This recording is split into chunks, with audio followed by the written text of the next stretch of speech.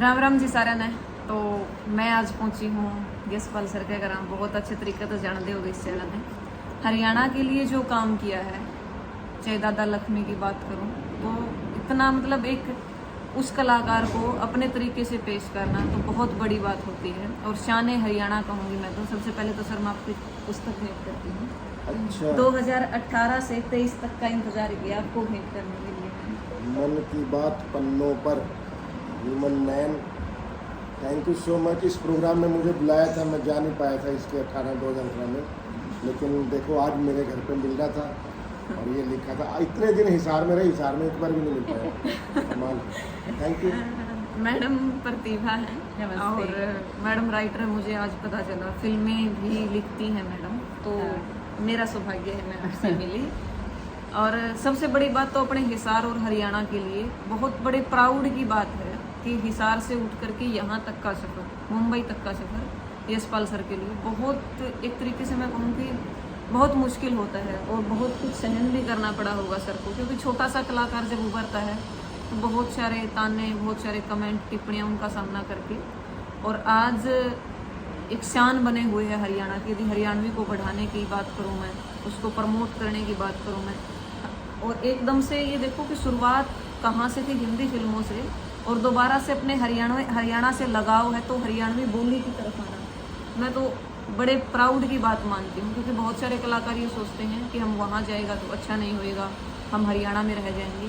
तो हरियाणा को international level पर लेकर के गए और दादा लक्ष्मी को नेशनल अवार्ड तक इन्होंने दिलवाया। तो इससे बड़ी बात क्या हो सकती है। यदि दादा लक्ष्मी की आत्मा नाम की कोई चीज़ होती है और वो यदि आज कहीं ना कहीं विचरण कर रही है, वो हमें स्वर्ग से देख रहे होंगे तो बहुत प्राउड फील करते होंगे सर के ऊपर।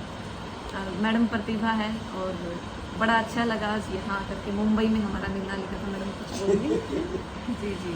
तो मैंने आपके बारे में बहुत कुछ सुना तो है यशपाल से ही जी और पहले तो आपको बुक के लिए बहुत बहुत शुभकामनाएं। Thank you. और ये बहुत अच्छा आप काम कर रही है किसानों के लिए, किसान आंदोलन के लिए। मैं भी एक किसान आंदोलन में मेरी अपनी एक फ़िल्म लेके गई थी, जिला बाई के ऊपर बनी थी, जो कि आदिवासी समाज से आती है और वो आदिवासी महिला है और वो भी किसान ही है। वो भी अपनी जंगल ज़मीन की लड़ाई मतलब लड़ रही है, आज भी लड़ रही है। आज वो 90 साल से ऊपर हो गई है लेकिन वो लड़ रही है ना। तो वो वहाँ की नेता है। तो उनके ऊपर मैंने जो फिल्म बनाई थी, मैंने किसान आंदोलन में दिखाई थी वो अपनी फिल्म। अच्छा जी। तो मुझे बहुत अच्छा लगा कि आप भी उस कारण के लिए काम कर रही है।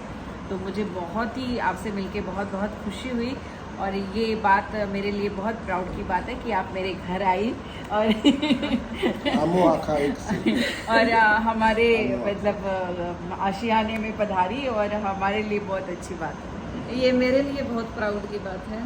और सबसे बड़ी बात तो होते हैं कुछ लोग आपको इंटरनली सपोर्ट करते हैं, कुछ लोग आपको पीछे से आगे आकर के सपोर्ट नहीं करते, वो आपको पीछे सपोर्ट करते हैं। तो यशपाल सर उनमें से एक हैं और हमने कभी किसी से कुछ मांगा नहीं, लेकिन इन्होंने जो हमें दिया वो एक मैं कहूँ कि उसका कोई मोल नहीं, वो अनमोल है। हमेशा सपोर्ट करना, जब भी हम थोड़ा सा ये देखें कि हमें किसी न किसी चीज़ की कोई सलाह की ज़रूरत है, वो सलाह हमें देना।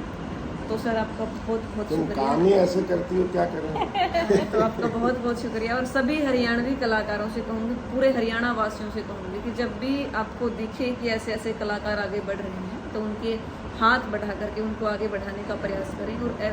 और जब भी कोई ऐसे ऐसे कलाकारों की कोई फिल्म आती है, कोई सॉन्ग आता है, कोई एल्बम आती है, तो छोटा रोल क्यों ना आए तो उसको आप शेयर किया कीजिए, मोटिवेट किया कीजिए, न कि डिमोटिवेट। तो यही आप लोगों से कहना है। Thank you so much sir and ma'am.